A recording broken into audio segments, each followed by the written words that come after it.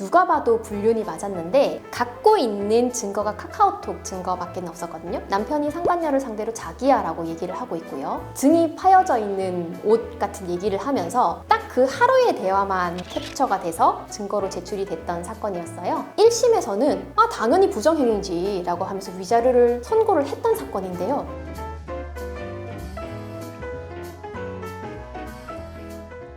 네, 안녕하세요. 그날이변의 이지은 변호사입니다. 불륜의 기준은 사실 신체적 터치가 결정적인 거는 아니거든요. 우리 배우자가 불편해할 정도가 되면 사실은 불륜이 될 수가 있습니다. 예를 들면 밤 굉장히 늦은 시간에 둘만의 문자를 보내고 카카오톡을 한다든지, 둘만이 다른 곳으로 여행을 간다든지, 둘만은 식사를 한다든지 이런 부분이 있으면 신체적 터치가 없다고 하더라도 그런 것이 잦아지면 이것은 부정행위에 해당할 가능성이 있습니다. 부정행위와 불륜은 같은 의미입니다. 예를 들면 회사에서 굉장히 친밀한 관계에 있었고 그런 상황에서 술자리에서 예를 들면 둘만 나가서 손을 잡는다든지 하는 부분이 있다면 그것은 불륜에 해당이 될 수가 있고요. 이런 게 전혀 없는 상황에서 어느 한쪽이 굉장히 술에 취한 상태였고 또 그게 입증이 된다면 정말로 갈짓자로 걸음을 걷고 있는데 손을 잡는다든지 이런 경우에는 그 부분은 고의성이 부정이 됩니다.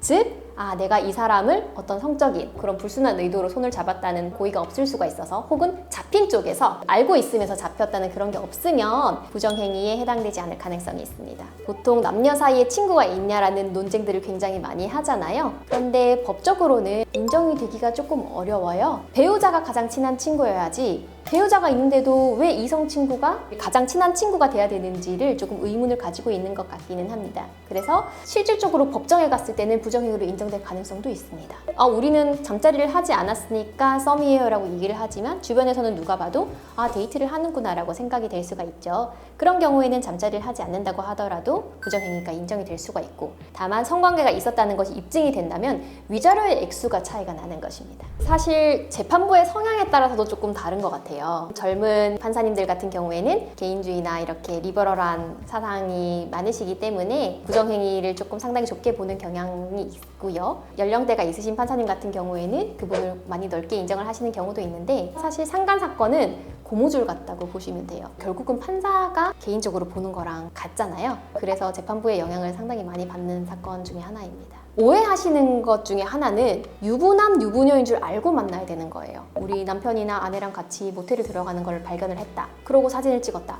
변호사님 증거가 확실합니다 라고 들고 오시는데 다른 증거 없어요 라고 저희는 얘기를 하게 되는 거죠. 왜냐하면 그 상간남, 상간녀라는 딱지를 붙이기 위해서는 우리 배우자가 유부남, 유부녀이구나 라는 걸 알면서 만나야 되거든요. 그런 부분에서 일반인들이 조금 증거 수집을 잘못하시는 경우가 있습니다. 법률혼이 유지되고 있는 걸 알면서 만나는 것은 배우자에 대한 불법행위가 성립을 하게 됩니다. 참 희한한 사례였는데요. 이 케이스는 1심에서는 당연히 부정행위지 라고 하면서 위자료를 선고를 했던 사건인데요. 항소심에 가서 이게 뒤집어진 사건이 있었어요. 누가 봐도 불륜이 맞았는데 갖고 있는 증거가 카카오톡 증거밖에 없었거든요. 근데 그 카카오톡에 보면 남편이 상간녀를 상대로 자기야 라고 얘기를 하고 있고요. 등이 파여져 있는 옷 같은 얘기를 하면서 자기 등은 나만 봤는데 우리 둘이 손잡은 거 누가 보면 어떡해, 이런 식의 대화가 있는데도 불구하고 딱 그 하루의 대화만 캡처가 돼서 증거로 제출이 됐던 사건이었어요. 재판부에서는 음담 패서를 주고받는 거는 있지만 지속적으로 그 관계를 유지를 했다라는 부분이 입증이 될 수가 없어서, 심지어 그 여자도 아내가 알고 있는 사람이었는데 몰래 친해져서 사귄 정황도 있었거든요. 그럼에도 불구하고 재판부에서 봤을 때는 그냥 음담패서를 주고받는 것이지 이 사람들이 지속적으로 연인관계나 특별한 관계라고 볼 수 없다라고 해서 항소심에서 기각이 된 사건도 있었습니다. 사실 상간소송은 경제적인 이유로 하는 소송은 아닌데 나는 가만히 있지 않는다, 어떻게든 응징을 하고 액션을 취한다라는 것을 보여주기 위한 것이 가장 주된 이유이기도 합니다. 그 응어리가 풀리지 않아요. 그래서 이걸 한번 매듭을 지어야 배우자와의 관계도 그렇고 의심을 덜하게 되는 부분도 있죠. 그래서 망설이는 이유도 충분히 이해하지만 하지 않는 것보다는 하는 것이 훨씬 낫다라는 말씀을 드리고 싶습니다.